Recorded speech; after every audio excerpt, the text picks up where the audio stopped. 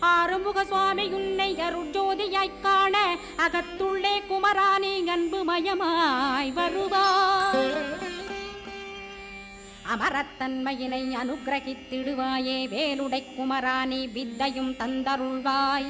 வேல் கொண்டு வந்திடுவாய் காலனை விரட்டிடவே தேவரை காத்த திருச்செந்தில் நாண்டவனே.